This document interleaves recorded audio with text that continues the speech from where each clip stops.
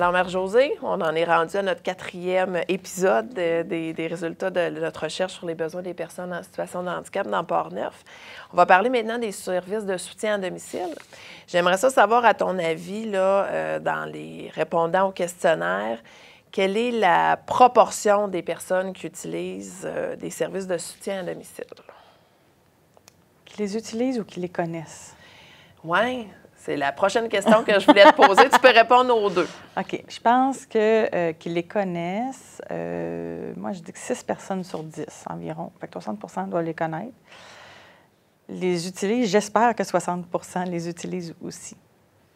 Bien, écoute, il y a une majorité, en fait, de participants dans les répondants au questionnaire là, qui n'utilisent pas les services de soutien à domicile. C'est un aspect qui peut être surprenant dans nos données. De ça, ouais. Puis, il y a 4 personnes handicapées sur 10 qui ont peu de connaissances sur les services, puis la moitié des parents, en fait, qui jugent avoir peu de connaissances sur les services. Comment ça te fait réagir? Bien, j'aimerais qu'ils en connaissent davantage. En fait, parce que c'est vraiment aidant, ces services-là à domicile. Ça peut les aider. Pour les proches aidants, ça peut être un petit répit, une sorte de répit aussi. Quand on parle de services à domicile, là, Mère-Josée, de quoi on parle? On va parler, exemple, si je pense du service au halo, il va y avoir de l'aide ménagère, de l'aide à faire de la nourriture, il va y avoir du transport. Donc, c'est beaucoup comme ça, l'aide à domicile qui est donnée. Sinon, il y a du répit à domicile qui se fait aussi. Fait qu'il y a des organismes qui se déplacent dans la maison pour donner quelques heures de répit aux parents puis qui vont s'occuper soit du jeune qui vit avec une incapacité pendant que les parents se reposent ou vaquent à d'autres occupations. Là. Fait qu'on parle de ça là, quand on dit de l'aide à domicile. Puis, c'est de l'aide qui est offerte ou qui est disponible à la fois dans le réseau de la santé, au CIUS, et à la fois là, qui peut être octroyé dans les organismes.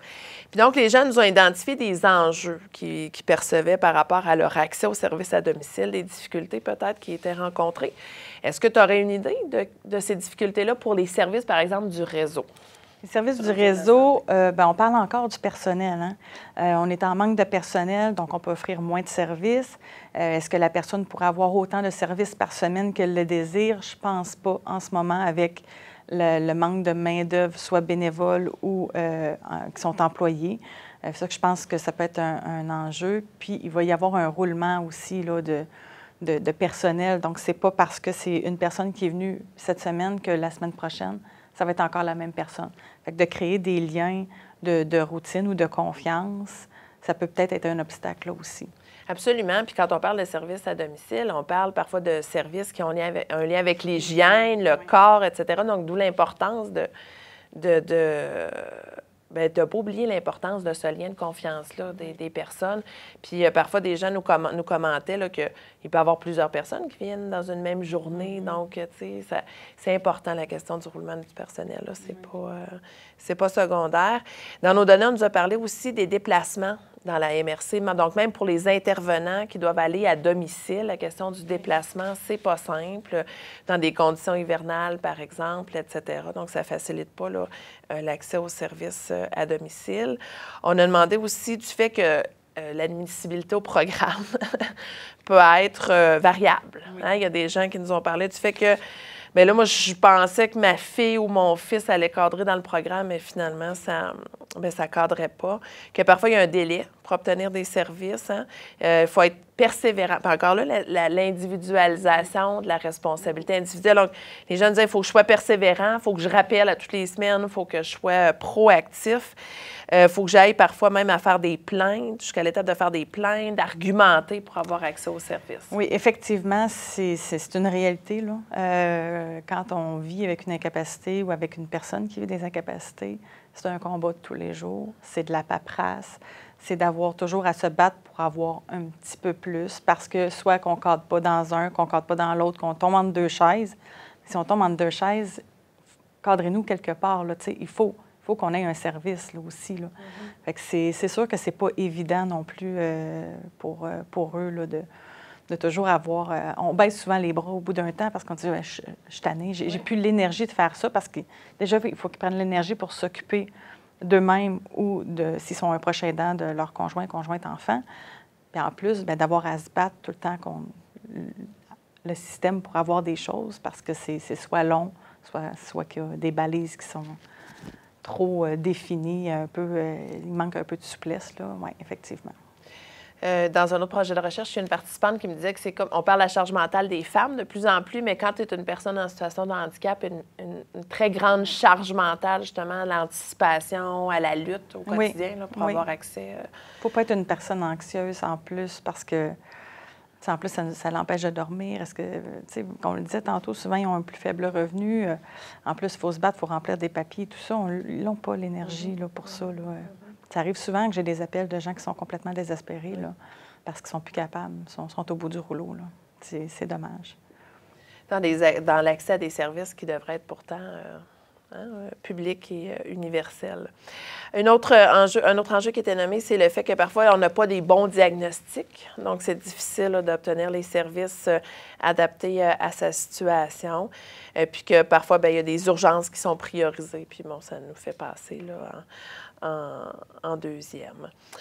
Par rapport aux organismes qui offrent des services de soutien à domicile, quels sont les enjeux qui ont été nommés de la part des participants? Qu'est-ce qui peut être difficile dans leur accès aux services? Dans l'accès aux services, bien, probablement, il doit y avoir des listes d'attente là aussi, là, parce que, comme je disais encore une fois, pour offrir du service, c'est l'humain qui offre le service. Présentement, on est en pénurie de main-d'œuvre partout, dans tous les organismes, on en souffre. Donc, c'est soit il doit y avoir probablement des services qui sont annulés à la dernière minute parce qu'il n'y a pas d'employés, ou encore un roulement, là, que ce n'est pas toujours la même personne qui vient. Fait que je pense que ça doit être quelque chose de majeur, là. Oui, puis les gens nous ont dit, c'est intéressant cet aspect-là, qu'il y a mieux les services des organismes parce qu'ils ont un lien plus direct avec les organismes, puis aussi c'est souvent plus abordable. Ils ont parlé effectivement du taux de roulement qui affecte la confiance, les relations interpersonnelles, que parfois à cause des ressources des organismes, bien, par exemple, l'entretien ménager va être plus léger que ce qui est souhaité parce que là, l'organisme doit répartir autrement ses heures. Oui, c'est dommage parce que justement, à cause des ressources humaines et ressources financières, souvent, c'est eux qui vont écoper de ça. C'est eux que le service va être coupé. Puis c'est pas un manque de volonté de l'organisme. L'organisme fait tout ce qu'il peut.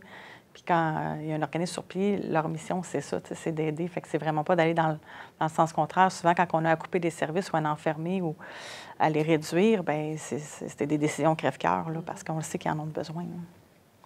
Puis est-ce que tu vois des solutions par rapport à l'accès aux services à domicile? Pas beaucoup, à part avoir plus d'argent qui descend du gouvernement pour les organismes communautaires, là. L'idée dans nos données d'une intervenante ou d'une personne qui soit une personne pivot dans Port-Neuf, pour orienter, non pas seulement pour l'habitation, mais aussi pour les services à domicile, est revenue à plusieurs reprises. Est-ce qu'on va pas avoir une ligne téléphonique, quelqu'un à appeler là, qui peut nous aider dans notre quête, pour reprendre ce terme-là qui est assez chargé, qui est assez évocateur. Les gens demandent aussi plus de flexibilité dans les services, peut-être de monter une liste de volontaires pour faire du ménage, donner des services de répit, mais là, ça demande, qui vont être ces volontaires-là puis qui vont organiser les choses. Ça, c'est peut-être sans doute pas une panacée, une solution miracle. Puis il y a des personnes qui nous ont dit, bien, on pourrait s'informer des initiatives ailleurs, là, parce que visiblement, là, il y a des choses peut-être qu'on pourrait apprendre de d'autres projets. Je ne sais pas si c'est une réaction par rapport à ça. Pas tant.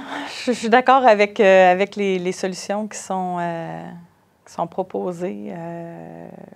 Oui. Ailleurs, je sens qu'ils doivent quand même avoir le même problème que nous, là, parce que c'est partout au Québec qu'il manque de la main-d'œuvre, effectivement. Mais c'est des bonnes solutions à regarder. Merci, Marie-Josée. Ça fait plaisir.